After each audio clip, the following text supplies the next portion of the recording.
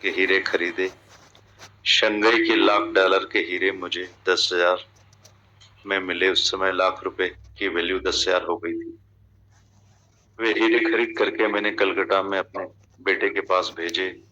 उसने 60,000 में बेच के मुझे तार किया कि दादा ये 60,000 में बेचे हैं और भी हीरे जल्दी भेजो, मैं आपको और पैसे भेज रहा हूँ।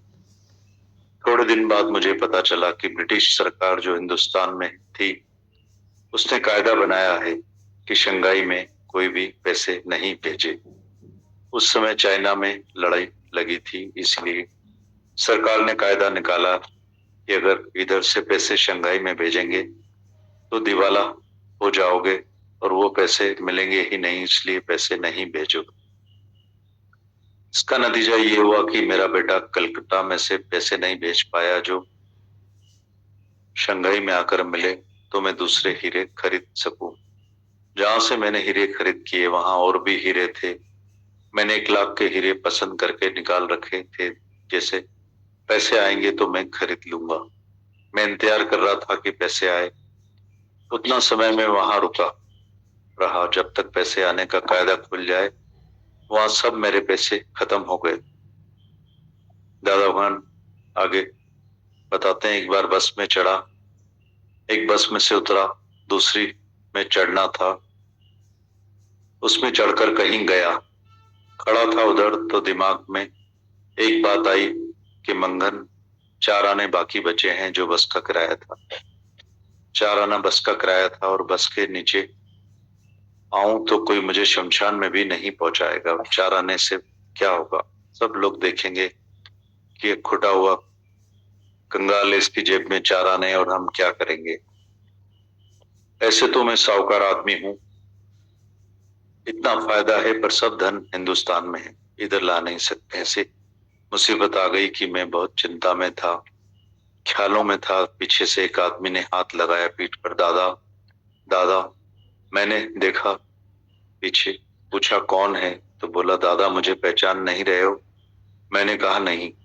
तो बोला मेरा भाई यहाँ आपके पास आया था मनीला से। मेरे भाई को आपने हीरे लेकर दिए थे।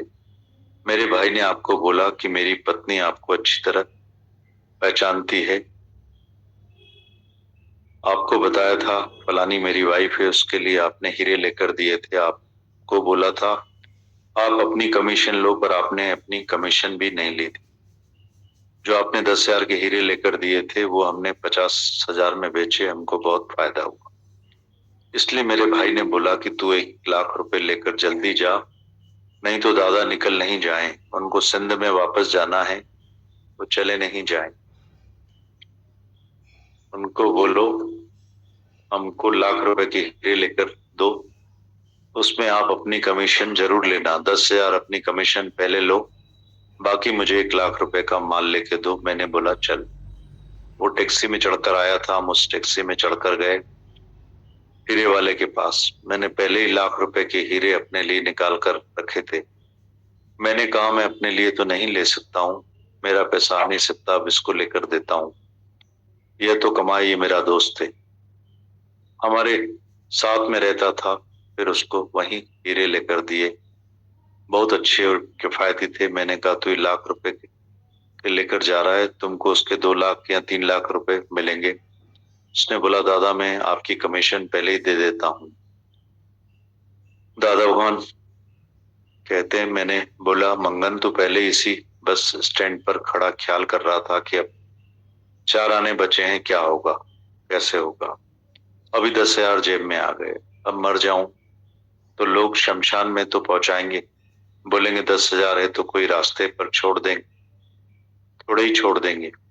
ये मन की हराम पाई, मन के ख्याल वक्त पर आते हैं, ऐसा आके परेशान करते हैं कि मैं बहुत गरीब हो गया हूँ।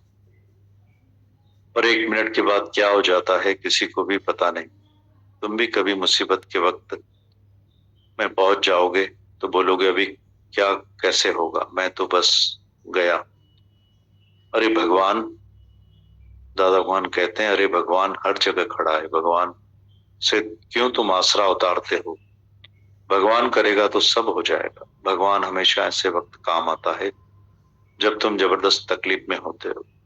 When the pains are highest, God is nighest। इसलिए तुमको ये लिखवा दिया है तो लिख दो अपने पास, जब बहुत दुख आएंगे तब भगवान आएगा। थोड़े दुख में तो तुमको तुम्हारा पिता पिता इधर आने की छुट्टी नहीं दे रहा है, तो बोलते हो दादा मेरे पिताजी ने मुझे बहुत परेशान किया है, मैं क्या करूं, मैं आपके पास आ नहीं पाती हूँ, तू आ सकती है, रास्ते खुले पड़े हैं, दो थप्पड़ खाना माँ बाप के, इसमें क्या है, ये कोई बड़ी तकलीफ नहीं है। जो इतने में भगवान तेरे पास आएगा और तेरे पिता को बोलेगा कि तू बेटी को छुट्टी दे। और जब भी कोई तकलीफ में आओ तब परेशान मत हो, हमेशा याद रखो सीता माता रानी थी, किसी मुल्क की रानी थी, भगवान की पत्नी थी, ब्रह्म ज्ञानी की बेटी थी, उसको कितनी तकलीफ आई, रानी तो थी पर कैसे उसको जंगलों में पत्थरों के ऊपर सोना पड़ा।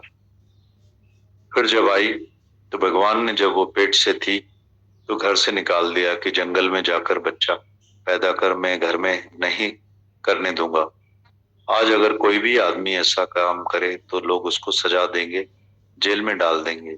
रामचंद्र से तो कोई पूछने वाला भी नहीं था कि इतने बड़े आदमी का बेटा है, रामचंद्र भगवान हुआ है, फिर भी तूने अपनी पत्नी को घर से निकाल दिया कि जाकर जंगल में बच्चे को जन्म दे। कितने न दुख की बात है। तुम्हारे साथ कभी ऐसी हालत हुई है आज तक क्या? थोड़ी बहुत देर में, थोड़ी बहुत बात में ही डर जाते हो। जिनके साथ ऐसी बातें हो गई वह भी नहीं डरे।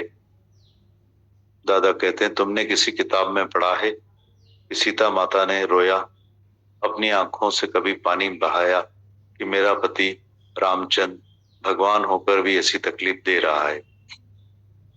वो गई बाहर जाकर बच्चों को भी जन्म दिया।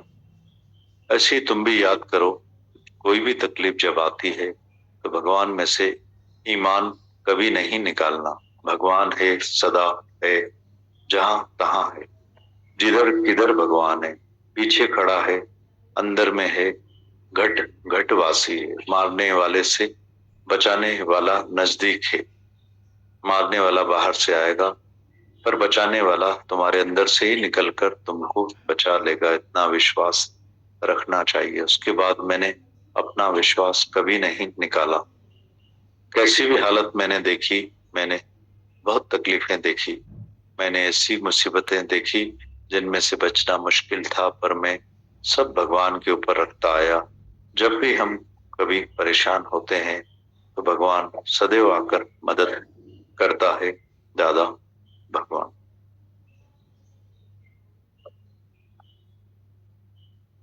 फिर पढ़ते हैं एक बार दादा भगवान का शंघाई का अनुभव। दादा लिखते हैं जब बहुत दुख आएंगे तब भगवान आएगा।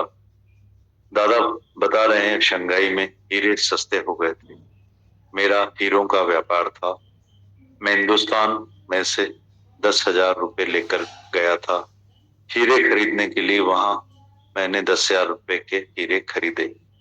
शंघाई के $1,00,000 के हीरे मुझे 10,000 रुपए में मिले। उस समय $1,00,000 की वैल्यू 10,000 रुपए हो गई थी। वो हीरे खरीद करके मैंने कलकत्ता में अपने बेटे के पास भेजे। उसने 60,000 में बेच के मुझे तार किया कि दादा ये 60,000 में बेचे हैं, और भी हीरे जल्दी भेजो, मैं आपको पैसे भेज रहा हूँ। थोड़े दिन बाद मुझे पता चला कि ब्रिटिश सरकार जो हिंदुस्तान में थी उसने कायदा बनाया है कि शंघाई में कोई भी पैसे नहीं भेजे। उस समय चाइना में लड़ाई लगी थी, इसलिए सरकार ने कायदा निकाला कि अगर इधर से शंघाई में पैसे भेजेंगे तो दिवाला हो जाओगे, वो पैसे मिलेंगे नहीं, इसलिए नहीं भेजो। जिसका नतीजा ये हुआ कि मेरा बेटा कलकत्ता में से मुझे पैसे नहीं भेज पाया जो शंघाई में मुझे आकर मिले, तो मैं दूसरे हीरे खरीद कर सकूं। जहां से मैंने हीरे खरीद किए थे वहां और भी हीरे थे। मैंने 1,00,000 रुपए के हीरे पसंद करके निकाल कर रखे थे, जैसे पैसे आएंगे तो मैं खरीद सकूंगा। मैं इंतजार कर रहा था कि पैसे आए। उतना समय में वहां रुका रहा जब तक पैसा आने का कायदा खुल जाए। पर वहां मेरे सब पैसे खत्म हो गए।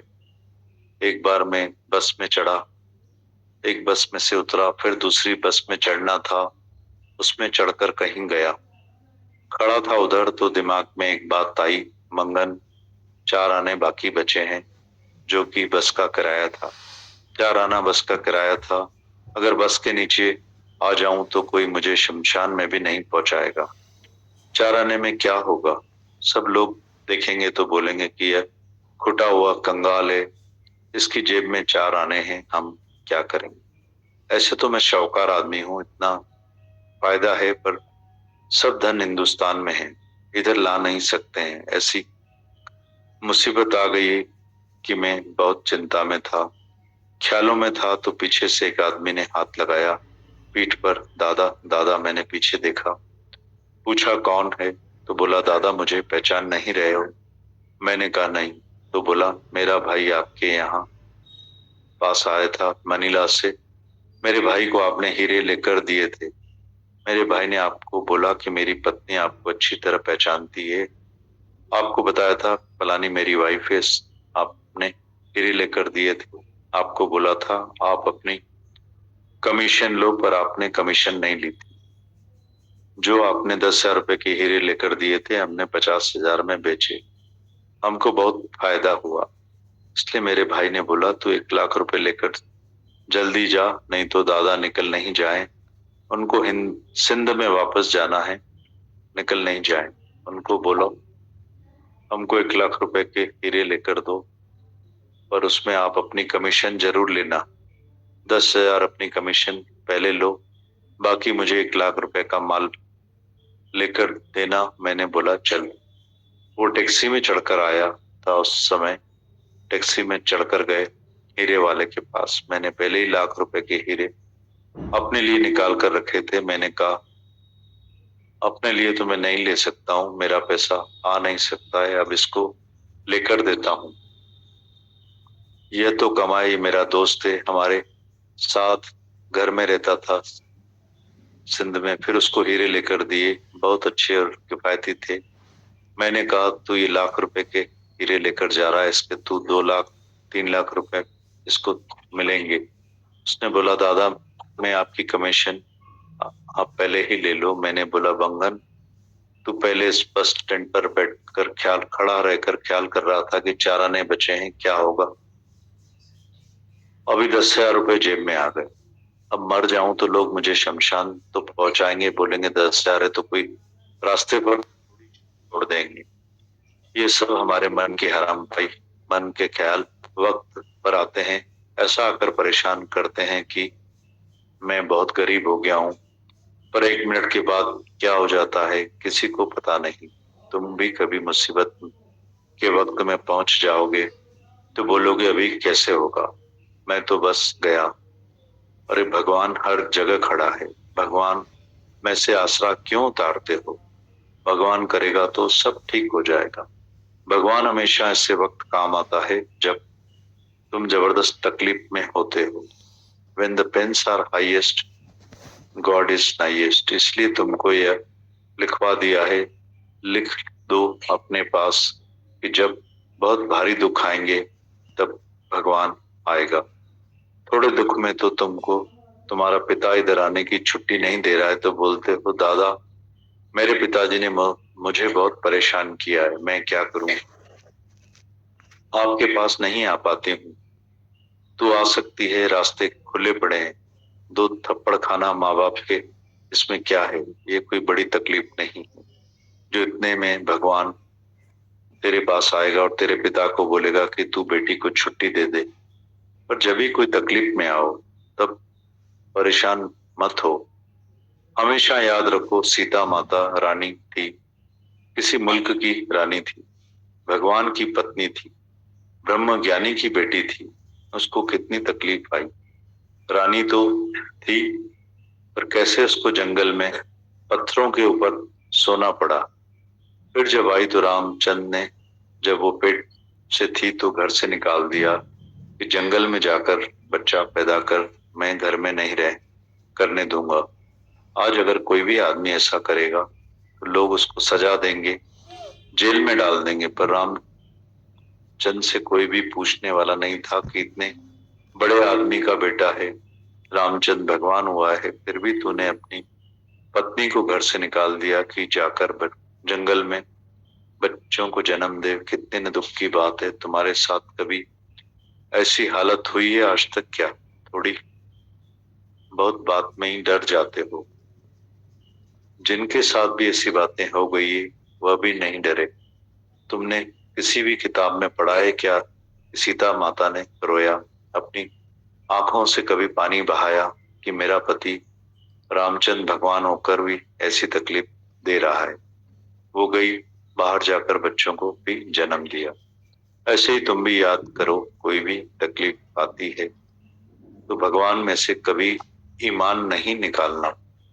भगवान है, सदा है, जहां तहां है, जिधर किधर भगवान है। पीछे खड़ा है, अंदर में है, घट घट वासी है। मारने वाले से बचाने वाला नजदीक है। मारने वाला बाहर से आएगा पर बचाने वाला तुम्हारे अंदर से निकलकर तुमको बचा लेगा। इतना विश्वास रखना चाहिए। उसके बाद मैंने कभी भी विश्वास नहीं निकाला। कैसी भी हालतें मैंने देखी, मैंने बहुत तकलीफें देखी है, मैंने ऐसी मुसीबतें देखी है जिनमें से बचना मुश्किल था, पर मैं भगवान के ऊपर सब रखता आया। जब कभी भी हम परेशान होते हैं तो भगवान सदैव आकर मदद करता है दादा।